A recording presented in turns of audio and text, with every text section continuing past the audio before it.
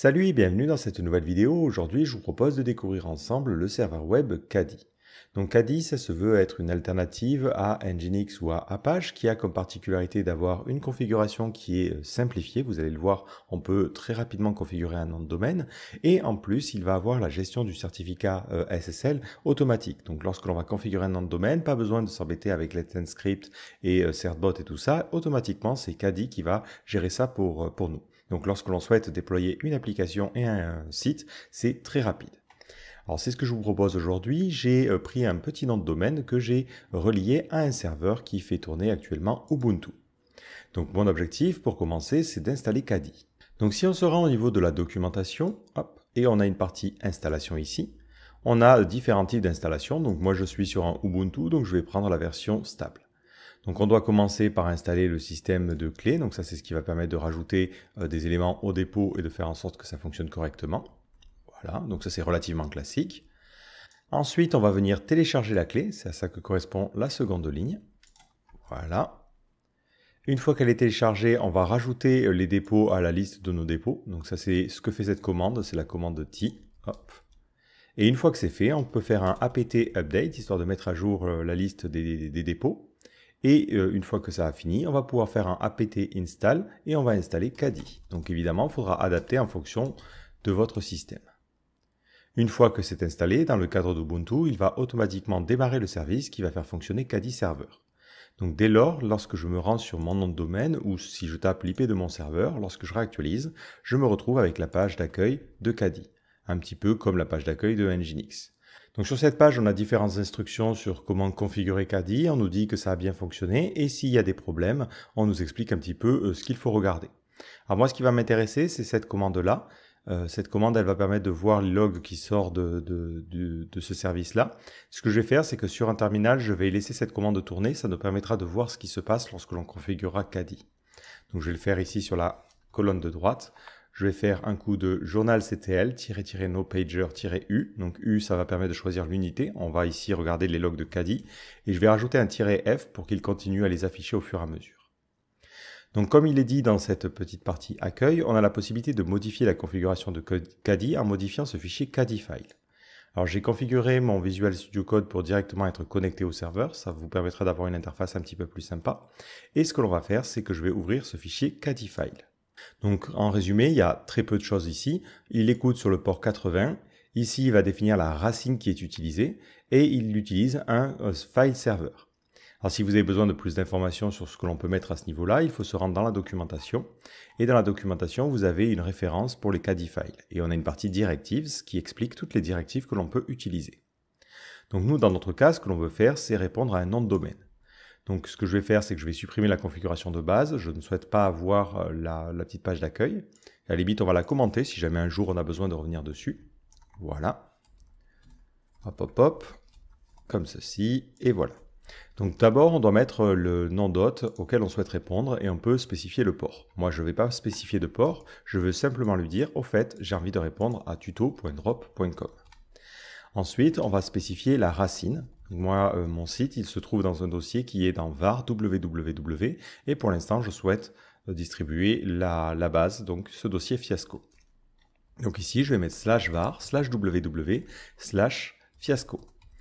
C'est un site d'un petit restaurant. Donc cette petite astérisque, c'est un matcher. Normalement, c'est optionnel, mais là, on est obligé de le mettre parce que sinon, il confond et il pense que ça sera un matcher. Donc on lui dit que la racine pour toutes les requêtes, ça sera ça. Cet argument à lui tout seul ne suffit pas. Ce qu'il va falloir faire ensuite, c'est justement déclarer un file server. Sur ce file server, vous pouvez rajouter d'autres arguments. Donc là, vous pouvez les avoir au niveau de la documentation. Vous pouvez par exemple avoir un browse si vous voulez avoir un petit index par défaut. Bon, c'est très rare qu'on en ait besoin, mais voilà, vous avez toutes ces options-là que vous pouvez rajouter. Donc maintenant que cette configuration est faite, je vais redémarrer mon serveur. Et on va regarder ce qui se passe au niveau du journal à droite. Donc pour cela, je fais un systemctl, restart, et on va redémarrer Kadi. Et automatiquement, on le voit à droite, il nous parle de insurance et de certificat. Et c'est ça qui est intéressant avec Kadi, c'est qu'automatiquement, il a découvert qu'on voulait parler du domaine tuto.drop.com. Et du coup, ce qu'il va faire, c'est qu'il va générer le certificat pour ce nom de domaine. Donc maintenant, si je me rends sur mon navigateur et que j'essaie de recharger la page, on voit que cette page-là est bien en HTTPS, ça a été fait automatiquement, la connexion est bien sécurisée et j'ai un certificat valide qui a été généré par Let's Encrypt et qui a été demandé par Kadi. Et c'est Kadi qui gère automatiquement ce certificat. Et ma page fonctionne bien, donc j'ai ma page HTML ici avec mes différents éléments. Alors il y a peut-être un petit détail, si on parle un petit peu de performance, si je vais dans la partie réseau, hop, ici il me dit que je suis en HTTP2, c'est très bien, mais par contre si je regarde au niveau des entêtes de réponse, hop, on n'a pas forcément un encodage gzip. Donc c'est toujours intéressant, à mon sens c'est quelque chose qu'il faut activer de base. Donc pour activer le gzip, vous faites juste un encode, ça vous permet de spécifier comment vous souhaitez encoder les réponses, et vous pouvez mettre gzip ou d'autres systèmes d'encodage. Encore une fois, il faut se rendre dans la documentation. Là, je vais relancer le Kadi. Alors je ne suis pas obligé de faire un restart, je peux juste faire un reload. Je crois que le restart est nécessaire pour régénérer des certificats, mais je suis plus 100% sûr, on verra ça à un autre essai. Donc j'ai juste rechargé la configuration et si maintenant je réactualise, on va voir que dans la partie documents à ce niveau-là, hop, on a bien un content encoding en gzip, ce qui fait que les requêtes sont un petit peu plus légères et ça passe plus d'informations. Voilà, donc ça c'est intéressant. Et pour le coup, vous voyez, hein, au niveau de la configuration, c'est très simple. On a écrit très peu de choses par rapport à une configuration que l'on pourrait faire sur Nginx ou Apache. Alors maintenant, on va voir un cas un petit peu plus particulier. Imaginons, on a envie de faire reverse proxy, c'est-à-dire que j'ai une application Node.js qui tourne et j'aimerais bien faire en sorte qu'on délivre cette application. Donc pour cela, j'ai créé sur le serveur une application Adonis, je l'ai build. C'est pas vraiment le centre et le focus de cette vidéo-là parce que ça marche avec n'importe quel type d'application. Et du coup, je vais la démarrer avec PM2. Donc je vais faire un PM2 start et on va démarrer le serveur. Donc ce serveur, par défaut, il écoute sur le port 3333, mais il écoute sur l'interface 127.0.0.1, ce qui fait que je n'y ai pas accès depuis l'extérieur. Si je fais ça, hein, hop, c'est bloqué. Donc il me faut faire un reverse proxy. Heureusement, c'est très simple à faire avec Kadi. Donc on va modifier la configuration ici. Je vais changer pour l'instant la partie root. Donc on pointera vers ce dossier Hello World et on voit qu'on a bien un dossier public ici. Donc je vais aller lui dire, je veux aller dans Hello World. Et ça sera le dossier public. Ensuite, pour ajouter notre reverse proxy, il suffit de faire un reverse underscore proxy et de préciser qu'est-ce que l'on souhaite atteindre. Ici, 127.0.1 sur le port 3333. Je sauvegarde et je vais redémarrer hop, ou recharger ma configuration Kadi. Automatiquement, elle s'est bien rechargée. Et si maintenant je réactualise la page ici, on voit bien que j'ai mon application Adonis et qui fonctionne sur Node.js pour le coup. Si je fais /hello, automatiquement, j'ai bien la page qui est gérée via un contrôleur dédié qui m'affiche l'heure. C'est pas forcément ultra poussé, mais voilà le principe. Encore une fois, l'avantage de Kadi ici, c'est que c'est extrêmement simple de faire un reverse proxy, pas de configuration poussée à faire. Si vous avez besoin de plus d'exemples, vous avez dans la partie référence ici Common Patterns qui vous montre des motifs assez classiques. Et donc vous avez la partie reverse proxy que l'on a vue. Et vous avez aussi la partie PHP pour ceux qui utilisent PHP. Ça se fait très simplement grâce à PHP FPM notamment. Vous avez aussi la possibilité, on le voit ici, c'est ce qui est écrit en bleu, d'utiliser des matchers. Ça en fait, c'est ce qui va permettre de matcher une requête et de ne pouvoir appliquer les choses que pour des conditions précises. Alors prenons un exemple concret. Imaginons que notre dossier public, ça ne soit pas ce dossier-là, mais un nouveau dossier. Donc je vais créer un nouveau dossier que je vais appeler public2. Hop. Et on aimerait bien que ça soit celui-ci qui soit utilisé. Et à l'intérieur, je vais aller créer un nouveau fichier que je vais appeler demo.txt. Voilà. Et on va mettre hello. Donc je vais recharger ma configuration et je vais essayer de me rendre sur ce fichier demo.txt. Si j'essaie de le faire, je vais avoir une mauvaise surprise. En fait, c'est notre application Node.js ici qui va prendre le relais. Par défaut, peu importe dans quel ordre on a fait les choses, lui, il va réorganiser ses règles et il va se dire, en fait, si tu as mis file server et reverse proxy, c'est le reverse proxy qui prend le pas et quoi qu'il arrive, toutes les requêtes vont être gérées par le reverse proxy. Ce que l'on ferait dans le cadre de Nginx mais de Apache, c'est qu'en général, on dirait, si le fichier existe, dans ce cas-là, je veux le délivrer via mon serveur web, c'est pas la peine de faire appel à mon Symfony, mon Adonis ou n'importe quoi. Et si c'est un fichier qui est pas trouvable, dans ce cas-là, je veux passer par notre proxy. Donc on a la possibilité de créer un matcher et de lui donner un alias. Par exemple, moi je vais avoir un alias que je vais appeler statique, comme les fichiers statiques, et on va mettre file. À l'intérieur de file, on peut ensuite mettre des paramètres. Si on essaie de regarder au niveau de la partie matcher, hop, On a dans les standard matchers file.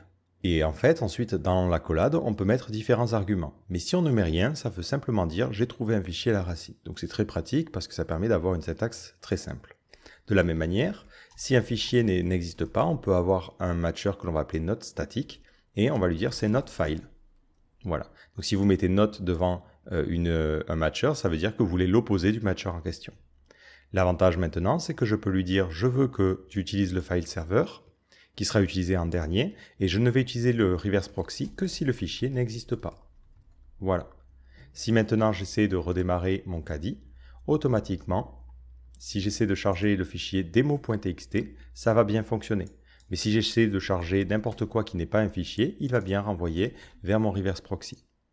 Ce qui est intéressant avec ce matcher, c'est qu'on peut aussi l'utiliser pour ajouter des entêtes. Typiquement, ce que j'aime bien faire, c'est rajouter une entête de cache pour tous les fichiers statiques, histoire d'améliorer les performances. Donc on peut faire ça comme ça. On va lui dire tous les fichiers statiques, je veux faire un cache control, et on va rajouter un max age à 7 jours, donc 60 000. Non, c'est pas 60 000, c'est 604 800. Voilà, bon, j'espère pas avoir fait d'erreur. Donc on fait un petit reload de Caddy, on va essayer de recharger le fichier demo.txt, hop, et on voit qu'au niveau des entêtes ici, on va bien avoir le cache control qui va permettre de mettre en cache les choses. Donc après, il y a plein de matchers que vous pouvez utiliser, ça va dépendre de votre situation. Typiquement, on peut dire si le fichier commence par un point, ben, je ne veux pas que tu l'affiches ou ce genre de choses. Je vous donne un exemple avec le Caddyfile que j'ai trouvé sur API Platform. On a ce genre de choses. En fait, il regarde est-ce que le chemin correspond à favicon, est-ce que le chemin commence par quelque chose, et du coup, ça permet de matcher les choses un petit peu plus naturellement qu'avec des expressions régulières comme ça pouvait être le cas sur Nginx. Mais là, c'est des cas un petit peu plus poussés. Nous, on se focalise vraiment sur la configuration de base. Vous avez aussi la possibilité d'utiliser un système de routes qui vous permet en fait de spécifier l'ordre. Comme on l'a vu ici, on n'a pas forcément la main sur quelle règle va se lancer en premier, mais grâce au système de route, vous pouvez le faire. Mais encore une fois, ce que je trouve intéressant avec Caddy, c'est le cas où on a le moins de configuration à faire. C'est là où, à mon avis, il est très intéressant. Si vous commencez à avoir 3 tonnes de configuration, c'est un petit peu moins sympa. Alors maintenant, un cas que l'on a aussi en général, c'est la fameuse redirection du www que l'on a envie de renvoyer vers le site original. Donc j'ai déjà fait pointer le nom de domaine, mais là par défaut il me sort une erreur SSL. Donc ce qu'il va falloir faire, c'est rediriger ça. Pas de souci, avec Caddy c'est très simple, on peut lui dire ici je veux prendre le nom de domaine www.tuto.drop.com et je vais faire une redirection. La redirection pointera vers ce nom-là et je rajouterai ensuite l'URL qui a été demandé, tout simplement. J'essaie de recharger la configuration, donc on va voir si là il régénère le certificat. Oui, donc il y avait juste besoin d'un reload, il n'y avait pas besoin d'un restart tout à l'heure. On voit que le certificat a bien été obtenu, et si maintenant je me connecte à version avec 3ww, je suis effectivement redirigé automatiquement vers la version sans les www. Donc c'est plutôt pratique. Alors enfin, le dernier point que l'on va voir, c'est les logs. Donc vous avez la possibilité de gérer les logs grâce à la directive log, et vous pouvez spécifier pas mal de choses. Donc on peut spécifier l'output, donc par défaut ça part en console, mais vous pouvez choisir d'avoir une sortie en fichier. Et là, je vais le mettre dans var www, et on va mettre un error.log. Ensuite, vous pouvez spécifier le format. Alors, il y en a plusieurs, mais par défaut, le format qui est utilisé, c'est du JSON. Donc ça, c'est le truc un peu particulier parce que c'est un format qui n'est pas forcément aussi facile à lire pour un humain, en tout cas, que le format Nginx ou Apache. L'avantage, c'est qu'il va être plus facile de le parser par des outils. Donc, si jamais vous avez des outils qui analysent vos logs et qui lisent à l'intérieur, vous pouvez directement lui dire de lire ligne par ligne et ils ont directement un JSON. Donc, c'est beaucoup plus facile à traiter que de devoir parser chaque ligne de notre log Nginx ou Apache. Donc ça dépend un petit peu du point de vue où on se situe. Alors là, j'ai rechargé la config. Ce qu'on va faire, c'est qu'on va essayer de se rendre sur une page qui n'existe pas, donc une page qui génère une erreur. On a bien cette erreur-là. Par contre, on voit que là, on a une erreur de permission. Il n'arrive pas à lire ça. Donc ce que l'on va faire, c'est qu'on va créer ce fichier-là. Donc on va se rendre 2 dossiers en arrière. On va faire un touch et on va créer le fichier error.log. Et ce fichier-là, on va le faire appartenir au groupe Caddy. Et on va lui dire... Voilà, c'est toi qui auras la permission dessus. Comme ça, au moins, il pourra écrire dessus. Je ne suis pas sûr que j'ai besoin de redémarrer à ce niveau-là. J'essaie de recharger une page d'erreur. À première vue, je n'ai pas de problème au niveau de ma console. Et ce que je vais faire, c'est que je vais ouvrir ce fichier avec un tail-n. On va prendre les 30 dernières lignes et on va les lire en permanence. Et voilà à quoi ça ressemble. Si vous le souhaitez, vous pouvez mettre un autre format qui est le format console, qui est normalement un petit peu plus facile à lire, mais il y a quand même une partie qui reste du JSON. donc c'est pas forcément foufou. Donc là, on va lui demander de redémarrer, enfin de recharger la configuration. On refait notre tail dans le fichier d'erreur. Et là, on a quelque chose qui ressemble plutôt à ça. On voit qu'on a une erreur avec le handle request, mais finalement, la partie qui nous intéresse reste en JSON. Donc, à mon sens, le format console, il est bien pour la console en soi, mais il sert vraiment pas à grand-chose à ce niveau-là. On remarquera aussi qu'il log absolument tout, c'est-à-dire que si vous avez quelque chose qui fonctionne comme quelque chose qui ne fonctionne pas, vous avez dans la console à la fois les logs d'information et les logs d'erreur. Si vous ne souhaitez conserver que les logs d'erreur, ben vous pouvez rajouter un level et vous avez deux choix, soit info et il vous log info et erreur, soit error et il vous loguera que error. Donc dans ce cas-là, je vais redémarrer, enfin recharger ma config Kadi sur notre écran. Et si j'essaie de recharger la page et faire plein d'autres choses ici, ça ne loguera pas au niveau de la console. Ça ne loguera que le cas où on fait des erreurs. Et dans ce cas-là, on voit que l'erreur apparaît à ce niveau-là en JSON. Enfin, dernière remarque, c'est la configuration générale de Kadi. Donc si vous remontez un peu dans la documentation, hop, vous avez une partie où vous pouvez configurer Kadi. Et ça se gère dans le Kadi file dans ce que l'on appelle les Global Options. Ce sont des options qui ne vont pas être associées forcément à un nom de domaine et qui du coup vont affecter un petit peu tout le monde. Donc il y a beaucoup de choses que l'on peut faire. Là encore une fois, par défaut, c'est assez bien configuré. Mais typiquement, ce que l'on peut vouloir faire aujourd'hui, si on veut profiter des fonctionnalités du futur dès maintenant, c'est rajouter le support du HTTP3. C'est temporaire. Une fois que ça sera fixé au niveau des specs, ben, ça va être directement intégré, j'imagine. Mais là, à l'heure actuelle, si vous voulez un petit peu prendre les devants, vous pouvez le faire. Si vous descendez un petit peu, hop, vous avez une partie servers ici. Et dans la partie servers, vous pouvez choisir les protocoles à activer. Et il y a des protocoles un petit peu plus ou moins précis. Et on a notamment ce protocole expérimental HTTP3. Donc moi, je vais l'activer. Hop. Et c'est tout ce que j'ai à faire. Maintenant, il va automatiquement faire fonctionner le HTTP3. Donc on va recharger la configuration de Kadi, voilà, et on va se rendre sur notre site, donc avec la page d'accueil de base, et ça fonctionne toujours bien. Je vais essayer de réactualiser en vidant le cache, et on voit bien ici que je suis en HTTP3. Donc maintenant, je délivre mes fichiers encore plus rapidement qu'auparavant. Donc vu que c'est expérimental, ben pour l'instant ils l'ont mis derrière ce drapeau-là, mais je pense que le jour où ça deviendra vraiment bien supporté, ça sera activé par défaut, hein, parce que c'est quand même beaucoup plus simple. Mais voilà pour ce petit tour d'horizon de Kadi.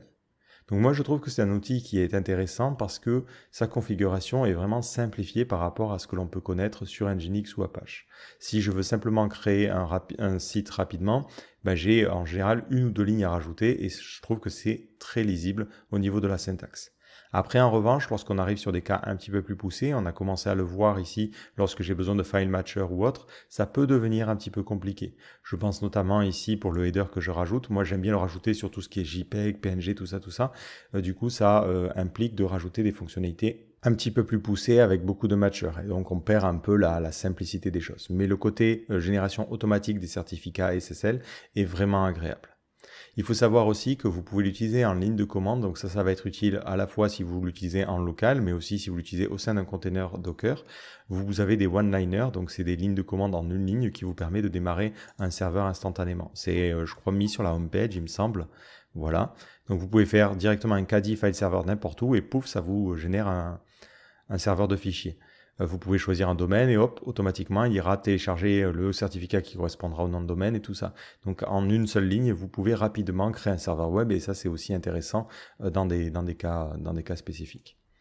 Peut-être pour vous montrer très rapidement, si je désactive le reverse proxy ici et que je mets ici browse, hop, pour que vous ayez l'explorateur de fichiers, si vous vous demandez à quoi ça ressemble, on va recharger la config de Kadi et je vais me rendre sur ma page d'accueil. Je crois que c'était celle-ci. Voilà. Donc ça ressemble à ça. Ça, c'est l'explorateur de fichiers que l'on a. Bon, les liens sont un peu bizarres en violet parce que je les ai déjà explorés. Mais voilà, vous pouvez explorer les différents dossiers, parcourir votre système. Si je lui dis, tiens, j'aimerais bien que tu puisses faire ça directement dans le dossier Hello World, why not?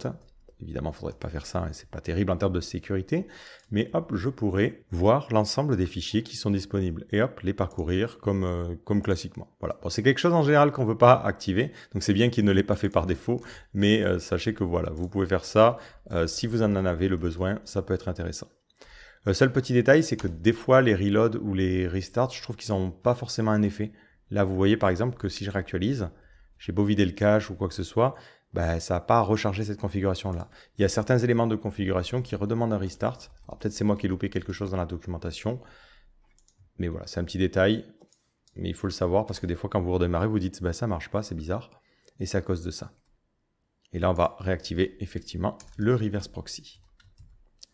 Voilà, et là, on va essayer de faire le reload et ça devrait fonctionner. Et comme je vous disais, encore une fois, c'est un cas de restart.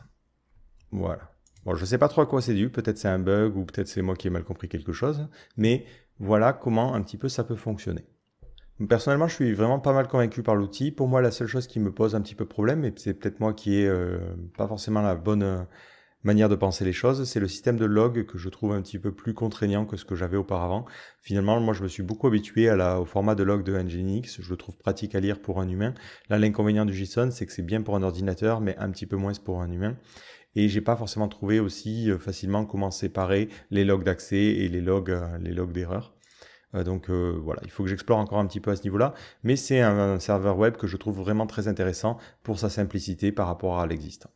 Donc j'espère que cette vidéo vous servira et du coup je vous donne rendez-vous dans une prochaine vidéo. Ciao!